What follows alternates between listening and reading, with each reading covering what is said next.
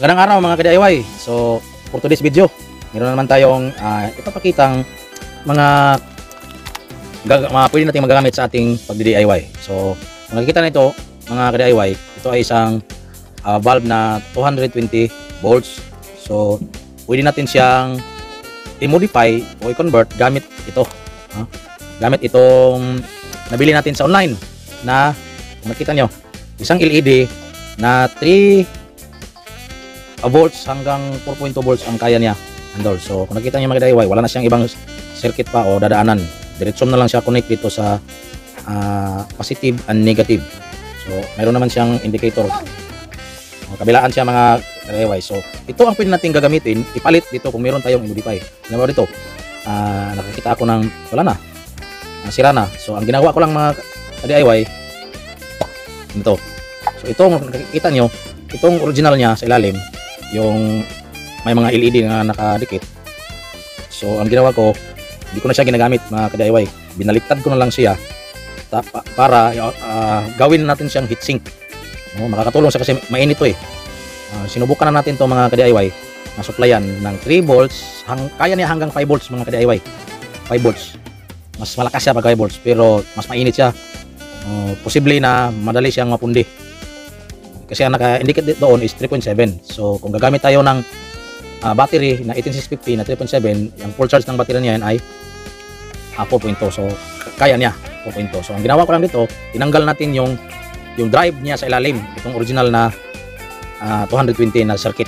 So tinanggal ko yung drive, tapos binaliktad ko na lang yung ano niya para gawing gawing heatsink. So, madali lang siya. Dinikit ko lang itong mga ka-DIY. Tapos yung wire, positive, negative, siyempre din natin kinoconnect natin dito yung negative. Tapos ang positive dito. So, hindi ko na pinutol yung wire mga ka-DIY. Dinugtungan ko na lang. So, itong 5 na nabili natin sa online ay ito lang. Ako na ang naglalagay ng wire dito. So, hininang natin. So, kung meron tayong mga ganitong bumbilya, mga ka-DIY, so, magagamit pa natin ito sa ating mga DIY na emergency light. So ito ang gagamitin natin. So meron tayong mga sirang ganito. Yung ganito kasi mga ka-DIY, madali siyang tanggalin.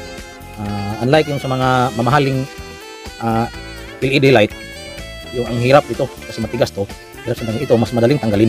So madali mo itong mabutingting. So subukan natin to mga ka-DIY kasi nalagyan ko na.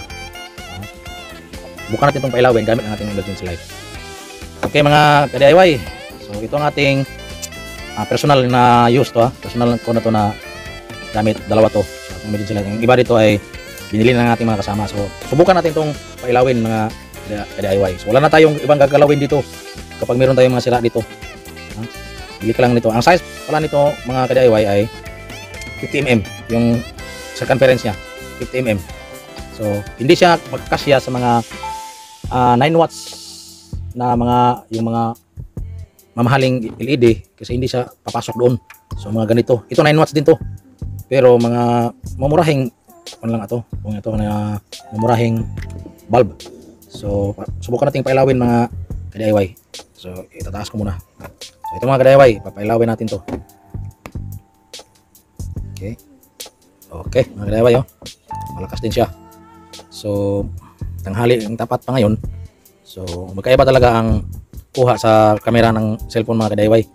Kung titingnan mo sa cellphone, kumpara mo kung titingnan mo physically, mas malakas talaga iba sa kuha sa cellphone, kasi nagde-detect yung cellphone natin ng yung against the light, parang yung camera. So malakas siya. So ang original na watts nito sa hindi pa na-convert is 9 watts. Ito is only 5 watts. Okay, bro. So walang masasayang mga ka-DIY. Walang masasayang na ganito. Huwag nyo lang itapon. So pwede nyong i-modify. So modify or convert. So naging 3.7 volts na siya. Kasi 3.7 yung battery na ginagamit natin. Okay. So yun mga ka-DIY. Ito, nabili ko to 5. 200 plus po ito mga ka-DIY. So ang gagawin ko na lang, maghahanap lang ako ng mga sirang ganito. Yung hindi na umilaw. So magagamit natin. Okay. So mabibili ito sa online mga ka-DIY. COB ang tawag dito. COB LED light. So wala siyang parang isang LED lang siya na pabilog.